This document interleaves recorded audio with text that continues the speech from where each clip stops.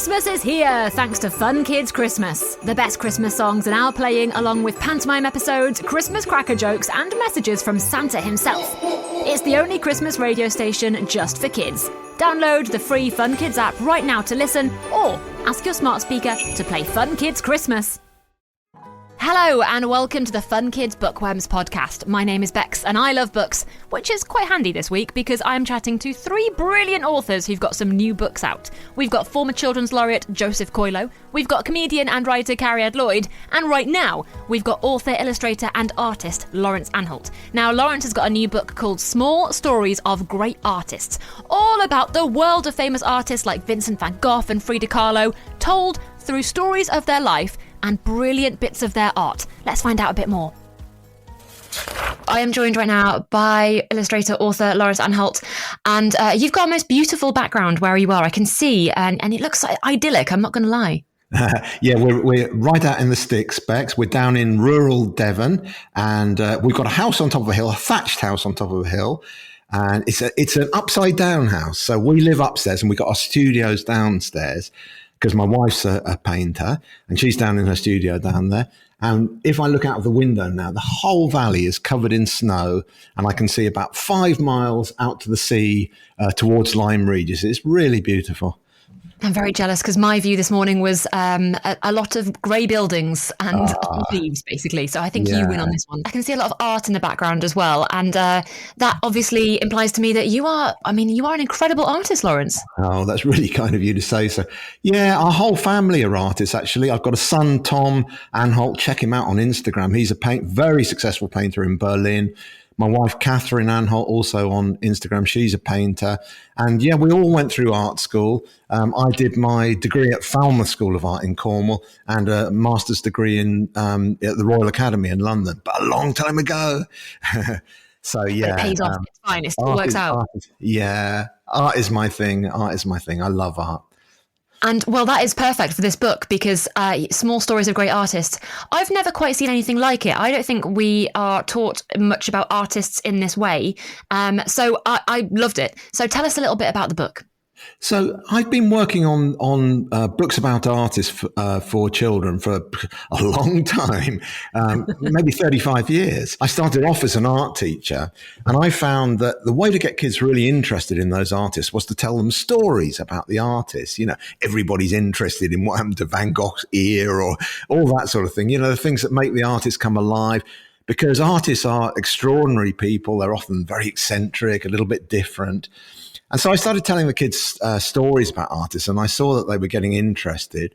And then somebody said to me, "Oh, have you ever thought about doing a children's book?" And I hadn't, but I had young kids of my own at the time. So I literally sat down at my kitchen table one day and made a book for my kids. And the first book I made was called Camille and the Sunflowers, and it was a story about Van Gogh.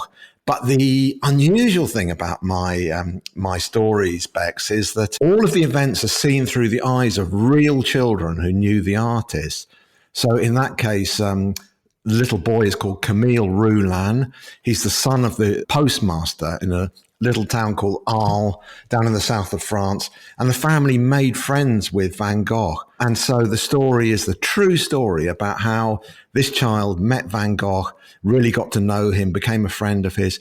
And in this new book, Small Stories of Great Artists, I think I've got 9 or 10 stories.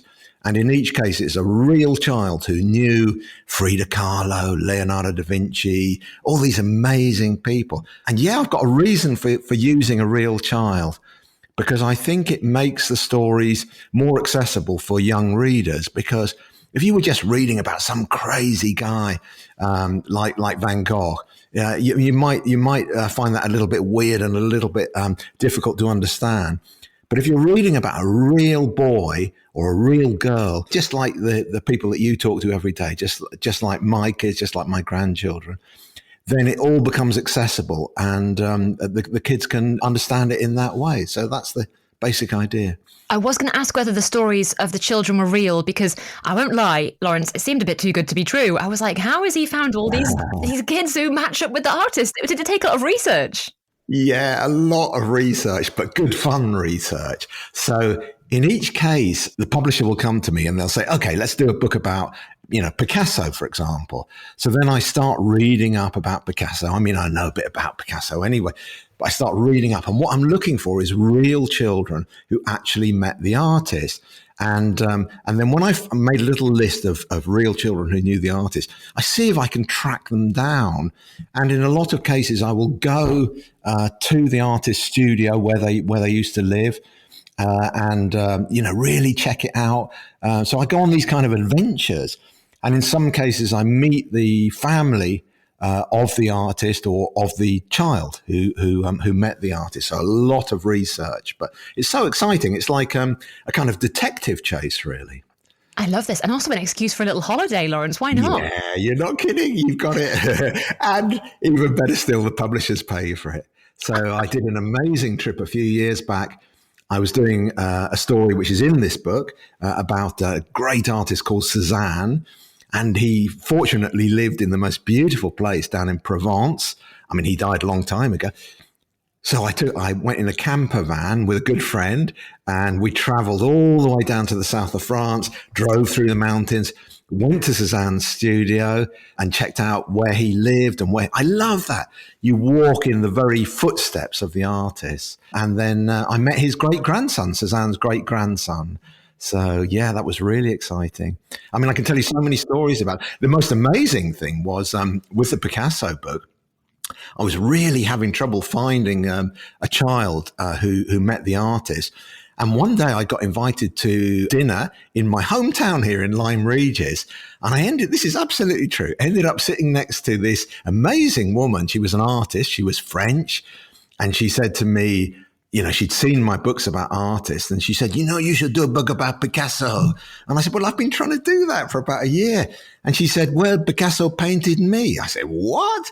And she said, yes, Picasso painted me. Well, it turned out that this was a very famous model of Picasso's she was known as the girl with the ponytail. And she sat for Picasso when she was a young teenager. And for one summer, Picasso painted, dozens and dozens of pictures of her. And she got to know Picasso really well. And he was really kind to her and looked after her nicely. So the story in my book is the real story that she told me. So how fantastic is that? That's incredible. And not many people would get that story. So your stories are unique as well in that respect. Yeah. These books take a long time to put together, Bex. Each story will take me about a year. And there's a lot because I illustrate them myself. So I'm doing sketches, I'm doing writing. I did one story called The Magical Garden of Claude Monet. And it's about a wonderful artist called Claude Monet, you probably know. And he had this fantastic garden near Paris in a place called Giverny. So I got special permission, or my publishers did, to go to Monet's house when it was closed to the public. And it opens to the public at about 9 o'clock in the morning. So I would literally rock up there at 5 o'clock in the morning, knock on Monet's door. The night security guy would let me in, and I could walk around Monet's house on my own, go into his bedroom, his kitchen. Wow. And I literally wrote that story, The Magical Garden of Claude Monet, sitting at Monet's desk very early in the morning, looking out across his gardens as the sun came up over his water lily ponds, So how magical is that? Honestly, I loved it so much. And as a kid, I don't think we were taught much about art history at school. So this kind of book would absolutely help to bridge that gap, I think, and make you excited about and even if you don't understand the picture, like you say, it's still fascinating to look at it and to see the colours and to see what's going on. Yeah, that's totally true. And the word art history, it sounds so boring, doesn't it? But in fact, these were amazing people who lived incredible lives. And, I love that they met these real children and they had a friendship with them in a lot of cases. And, I suppose you could do the same thing with any of us, no kids, and somebody could write a book about us and the children that we know and do it through the eyes of that real children, be an interesting thing to do. Laurence, well, thank you so much for telling us all about it. A real pleasure to talk to you. Thank you to Laurence. Up next is Cariad Lloyd. Now, this is a brand new book for Christmas called The Christmas Wish-tastrophe. It's all about Lydia Marmalade, who arrives at the grand mansion of Lady Partridge. Let's find out what she gets up to. I am joined right now by Cariad Lloyd. Hey, Cariad, how you doing? I'm good, thank you. I'm very good. Thank you for having me. No, thank you for coming in, because I read your book. I'm going to try and say it correctly. The Christmas Wish-tastrophe. Yeah, that's right. You got it. Yes. Like catastrophe, but wish-tastrophe. Absolutely smashed it there. And it is, as first of all, set in a time period I don't think I've really read any other kids' books be set in. No, so it's pretty rare for kids' book to set in Georgian time. So that's before the Victorians. So like 1812 is when it's set. So often I think we think of Victorian times, maybe Charles Dickens, that kind of thing. But this is Georgian times, also known as Regency times, or if you've heard of an author called Jane Austen. Yeah. If you've heard of Pride and Prejudice, or if you know anyone who watches Bridgerton, it's that time period, 1812. Yeah, in my little notes here, I've written Sense and Sensibility and Sprites. Sense, Sensibility and Sprites? Well, because there's a little... Yes, I see. Book. Yeah. I was like, I haven't heard of that. It's that book. It's your book. That's my distillation of your book. Yeah. My book is Sense, Sensibility and Sprites. That's exactly right. Yeah. So it's Jane Austen times, but there's magic. So there is a winter sprite called Bellamina Wonderlandus Frostyleaf, who causes much mischief.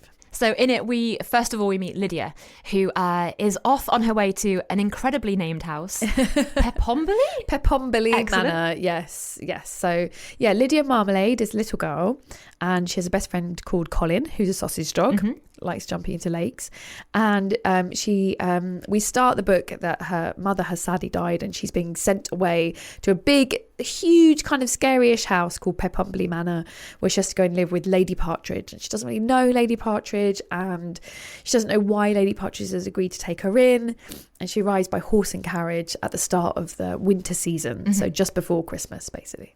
Yeah, and you also talk us through a lot of like balls and delicious food. Yes. There's a lot going on in this kitchen.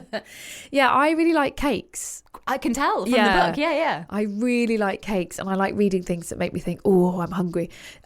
So there is a cook at Pepombilly Manor called Harriet who makes like 8-tiered cakes. There's like apple pies and gingerbreads.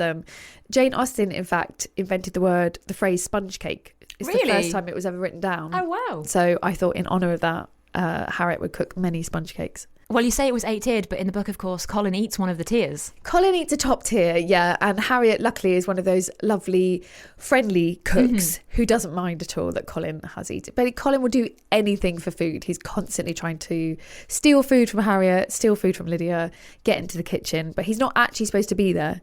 Lady Partridge said Lydia wasn't allowed to bring Colin, but she did. She snuck him in.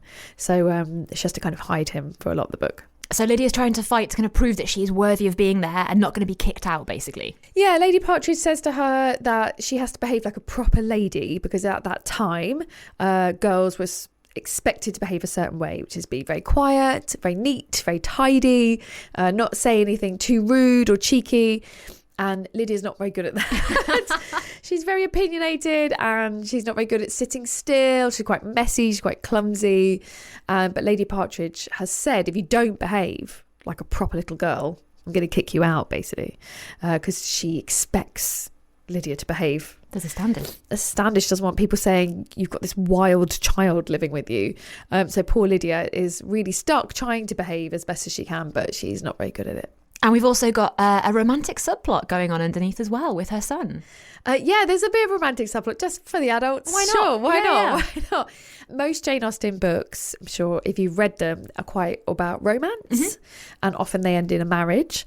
So I wanted to include that a little bit, but the main story for the kids is the adventure, because kids don't often read Jane Austen books because they're about romance and marriage. Sure. But I couldn't write a book in this time without a bit of romance. So Lady Partridge's son Edmund is very much in love with another posh lady called Marianne. But somehow their wedding is called off and we don't quite understand why. And a very expensive ruby necklace goes missing. And Lydia is trying to solve who stole the necklace and also inadvertently help Edmund get back with Marianne. There are so many things so many mysteries here as to why we're in Pepombilly Manor in the first place. Yep. What relation was Lady Partridge? The missing jewel. Yeah, there's a lot going on here. There's a lot, yeah. In a there's good way. A lot of adventure. Yeah. Yeah. I wanted there to be lots of elements that made you want to carry on turning the page. So I have 2 small kids as well, and I read a lot to my children, and I know that if a book is too slow, not funny enough or boring. My daughter will say, we're not reading it anymore. And then I get really annoyed because I'm like, I want to know what happens. So I wanted to write a book that hopefully you want to keep turning the page to find out who stole the necklace, what's going to happen to Colin the sausage dog, why has Lady Partridge allowed Lydia to stay there when she clearly is a wild child who shouldn't be there and doesn't behave by the rules. And then, there's also a horrible butler called Ronald who's really mean. He's trying to get Lydia kicked out as well.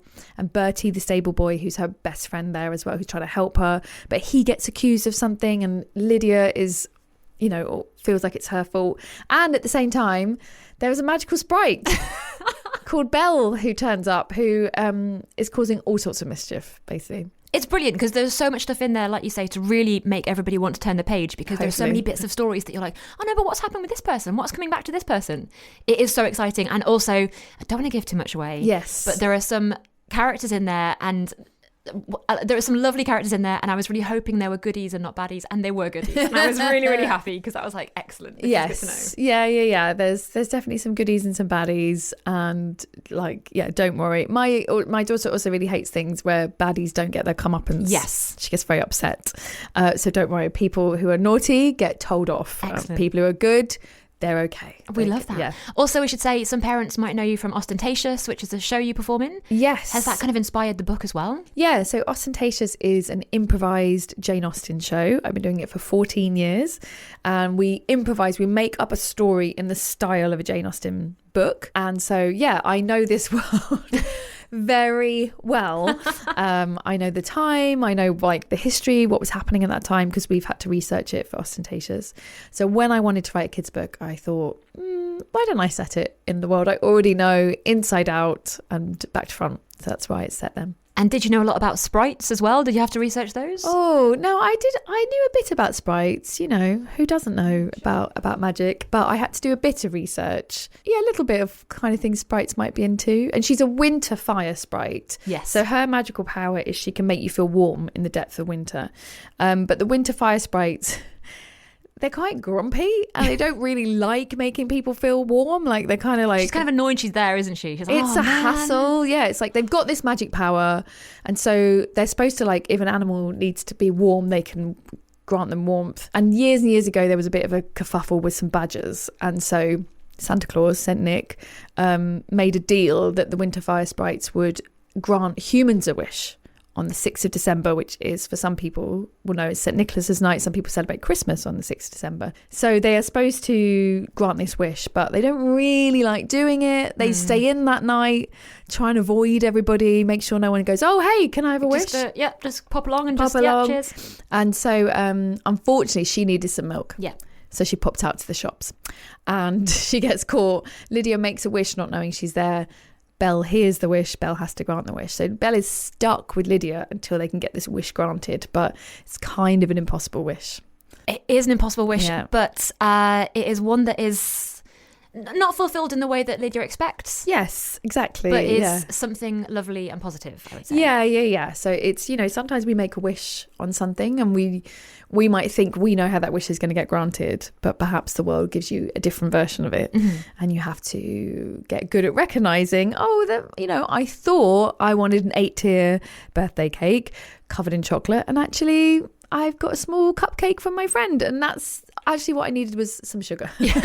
And the universe has given me it in a different way, and that's okay. I will accept that. Exactly that. It's such a beautiful book. So the Christmas Wish-tastrophe is out right now. We can all grab it wherever we want to get books from. Wherever you want to get books from. It's got a lovely cover. It would look very nice on a stocking on Christmas Day. Yeah, 100%. Well, thank you so much for telling us all about it. Thank you so much for having me. Thank you. Christmas is here, thanks to Fun Kids Christmas. The best Christmas songs are now playing, along with pantomime episodes, Christmas cracker jokes, and messages from Santa himself. It's the only Christmas radio station just for kids. Download the free Fun Kids app right now to listen, or ask your smart speaker to play Fun Kids Christmas. Last but not least, we've got Joseph Coelho. Now, he's written a brand new adventure series called Relic Hamilton, Genie Hunter, which is inspired by his past as an archaeologist. So you're going to find yourself sucked into a world of magical genies, mystery and time travel. I am joined right now by Joseph Coelho, the author of the brand new book, Relic Hamilton, Genie Hunter. Hey, how you doing? How are you doing? So lovely to be here. Yeah, you too, man. Oh my goodness, it's so nice to talk to you because, well, I followed your career from when you were being like before you were Children's Laureate, then you were Children's Laureate, you seemed really busy, and now you are just releasing, feels like hundreds of books out into the world. Yeah, well, they kind of all got a bit blocked during the laureateship, so I'm catching up now and I'm doing lots of writing. I love it so much. We've got this new one, Relic Hamilton. First things first, I thought all genies were good. You've kind of put that on its head. Yeah, no, genies, there are some good genies, but there are also some evil genies. And so in Relic Hamilton, Genie Hunter, young Relic has to navigate his way between good genies and bad genies. They're not all bad, but, that some are particularly evil. Yeah, I've got to say, I think I just thought of genies as Robin Williams in Aladdin. Yeah, I think that's what most people think. But what got me thinking about this story was, well, why are they in those lamps in the first place? I feel like it's sort of touched upon in the sort of film and TV and stories, but never really properly dived into. So I really wanted to dive into that aspect of why were these genies put into those lamps, because they're in these mini prisons. That's the thing. And of course, they all want to get out, and they all, some of them want to help their humans, and some of them in the book don't really want to help humans at all. So I guess first up, tell us a little bit about Relic. He lives with his granddad, who has a rather marvellous shop in London town. Yes, so they both live in their family shop, Anansi Antiques. It's been in the family for generations. It's in Soho in London, and in the basement it's chock-a-block with treasures that the family have collected over the years. And Relic runs to the shop after school every day to help his grandfather out, searching for treasures to put into the shop window to sell. But on one particular day, he decides to make a little lovely display of brass lamps, but ends up finding a box of very strange looking lamps, a big central lamp surrounded by 6 smaller lamps. The big central lamp contains Ravener, the king of all genies, an evil genie, and Relic unwittingly, accidentally releases Ravener, but at the same time ends up getting sort of magically bonded to the 6 other sprite lamps. And sprites are like animals from the genie world. And they bond to Relic, giving him the powers of a superhero so that he can go out into the world and hunt evil genies wherever they may be. Now, we also meet some new friends as well who need to help Relic to basically save his granddad and to kind of capture the genie back, right? Yeah. So he gets help from the Hermetic Sodality of Genie Hunters, which is a secret order of archaeologists. And they have their HQ at the Institute of Archaeology, where I studied archaeology many, many years ago. So that is the HQ for the Hermetic Sodality of Genie Hunters. And they go all over the world in their super high-powered jet called the Aladdin, hunting genies. And when Relic gets sort of magically bonded to these 6 sprite lamps, they realize that he has sort of rediscovered this kind of powerful weapon to hunt genies. And so they need him on their team, and together they go out searching for Ravener. I did want to ask you about this archaeology, because you studied it previously. Is this the book you've been dying to write for ages? It so is. It really is. I've been wanting to sort of get archaeology into one of my books for ages. And so when this idea came to me, I was like, right, that's it. This is the one. And it was so lovely, because I've recently reconnected with the university, so I did a talk for their graduates and things, and so it's been so lovely to sort of go back and to research the world of archaeology and dip a toe back into that side of things. When I was reading the book as well, we've got this amazing adventure with a pirate, which we'll come on to in a second, but you've also got, so the shop is on Eyre Street in Soho, and you visit you mentioned the Natural History Museum, the British Museum. Part of me was like, this feels a bit too real. I feel like this could all be quite true, because you have the detail in there. Yeah, I definitely revisited all my favorite haunts from my uni days. So, UCL's right next to the British Museum. So I was there kind of on a weekly, if not daily basis. And so it was so lovely using these locations as places where wishes go a bit wrong. So a bad wish, I don't want to give too much away, but a bad wish is made at the British Museum. And Relic also has to go and visit London Aquarium and, of course, the Natural History Museum, which I've been visiting since I was a kid. So the adventure kind of skirts all around London, visiting these places, but also dips into the realm of genies, because there's a bit of time travel as Relic ends up getting sort of holed up with a crew of pirates in the 1600s and has to become a fully fledged pirate. Now, this was incredible because just as we're like in the middle of London, by the way, I have to point out, I loved the fact that you mentioned how long the queues are at the museums, because that is correct. Just as we're in the middle of London, then we get whisked away on a mini adventure in the middle of the book. Yeah. I mean, it was a big surprise to me, but so often when writing, the characters do things and say things, and I was with the characters in the aquarium, and then something happened, without giving too much away. And suddenly Relic finds himself in the past with pirates and a huge animal, a huge sea animal. That was a huge amount of fun. But I remember writing that bit and thinking, oh my goodness, how did we end up here? And I wasn't expecting that. That wasn't part of my original plan for the story, but I had so much fun with it. And then it enabled me to do lots of different kind of fun things with time travel and the past meeting the present. I've also noticed there is going to be more in Relic's series. Have you written it? Are you excited to write it? Do you know what he's going to do? I'm in the throes of writing it now and getting it finished off. So So Relic's got these 6 lamps around him that contain these genie sprites that are like animals from the genie world. And so far in book 1, only 4 of those sprites have revealed themselves, and each sprite gives him a different power. So there's one called Bubbledom, which creates like a big barrier around Relic, making him sort of invincible, but also giving him the power to sort of send energy force fields out ahead of him. And there's another one called Garuda, which is like a big eagle that Relic ends up inhabiting, and it means Relic can fly. But there's 2 other sprite lamps, and we don't know what's in them yet. And so I'm having a lot of fun at the moment, sort of revealing what's in those sprite lamps and the kind of the more epic nature of the adventure is happening now, because there are more things we need to find out about the hermetic society of genie hunters. There are more things we need to find out about the realm of genies and exactly why those genies were put into those lamps in the first place, and whether all evil genies are evil and whether all good genies are good. What a tease. Oh my goodness, I love it so much. Well, we'll definitely get the second book when it comes out. Joseph, thank you so much for telling us all about Relic Hamilton, Genie Hunter. Thanks, Beck. It's been lovely. There we go. That is it for this week's Bookworms podcast. 3 very different books there, but all equally brilliant. Thank you to Laurence, Cariad and Joseph for telling me all about their brilliant brand new stories. That is pretty much it from me this week, but if you've enjoyed this, remember to like, subscribe, follow wherever it is you get your podcasts, and I'll see you soon. Bye.